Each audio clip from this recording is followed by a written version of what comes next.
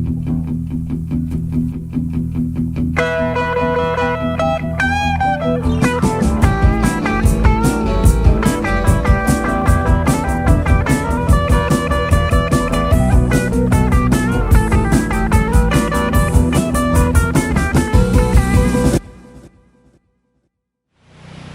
all men else, I have been avoiding thee, but get thee back! My soul is too charged with blood of mine already.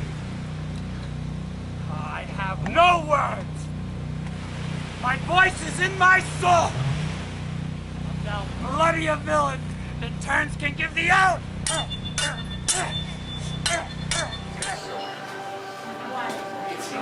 Jack?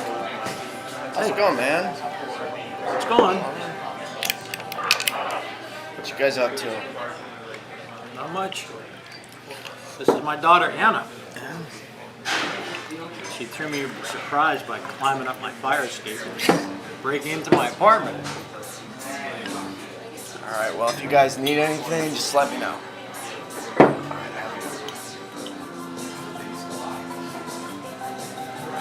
You know, when you were little, I thought you were gonna look like me, but you got lucky.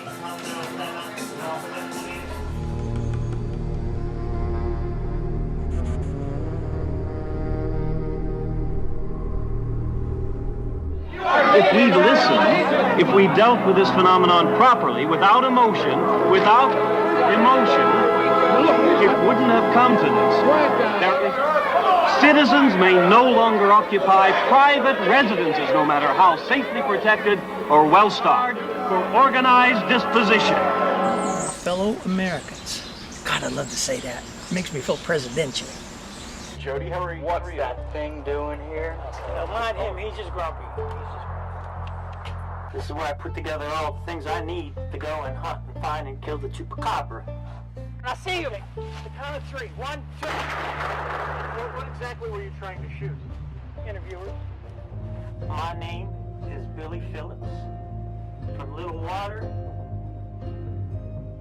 and I'm going to kill that chupacabra. I am Menelaus. I've gone through many toils with the Achaean army.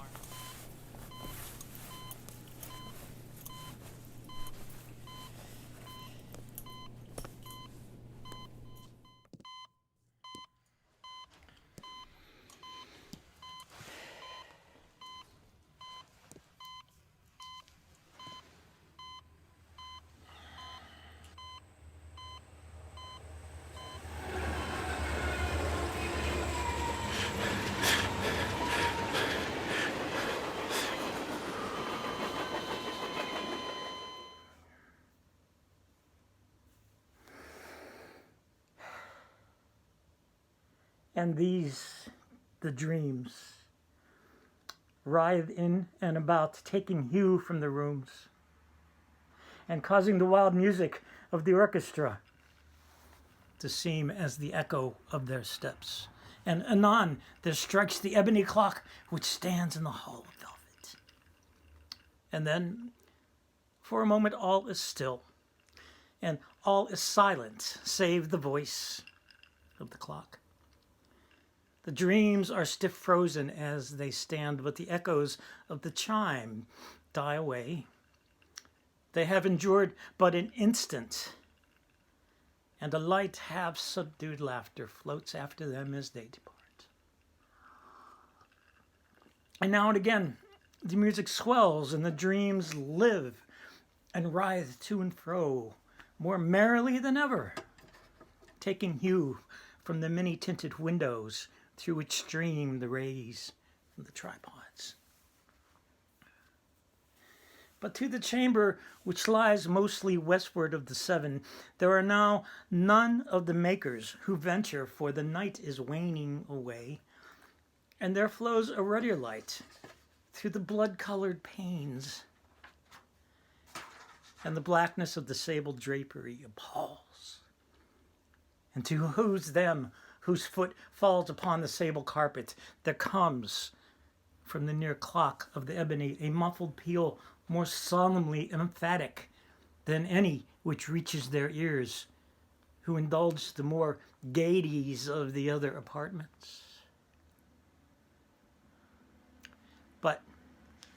these other apartments were densely crowded, and in them beat feverishly the heart of life. And the revel went whirling on until at length there commenced the sounding of midnight upon the clock. And then the music ceased, as I have told, and the evolutions of the waltzers were quieted. And there was an uneasy cessation of all things before. But now there were 12 strokes to be sounded by the bell of the clock. And thus it happened, perhaps, that more of thought crept, with more time, into the meditations of the thoughtful among those who reveled. And thus, too, it happened, perhaps, that before the last echoes of the last chime had utterly sunk into silence, there were many individuals in the crowd who had found leisure to become aware of the presence of a masked figure, which had arrested the attention of no single individual before. And the rumor of this new presence having spread itself whisperingly around, there arose at length from the whole company a buzz, a murmur, expressive of disapprobation and surprise, and finally of terror, of horror and disgust.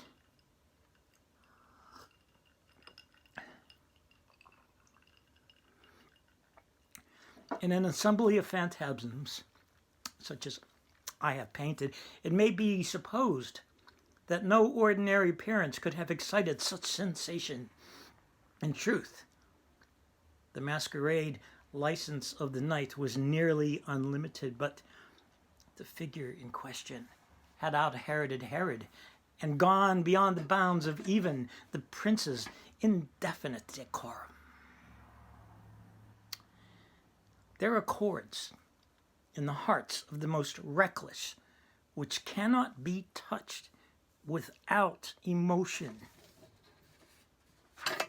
Even with the utterly lost, to whom life and death are equally jests, there are matters of which no jest can be made.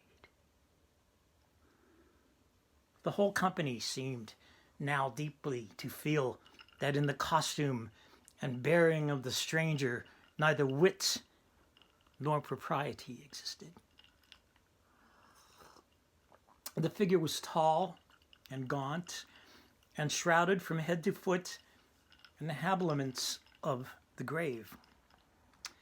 The mask which concealed the visage was made so nearly to resemble the countenance of a stiffened corpse that the closest scrutiny must have had difficulty in detecting the cheat. And yet, all this might have been endured, if not approved, by the mad revelers around, but the murmur had gone so far as to assume the type of the Red Death.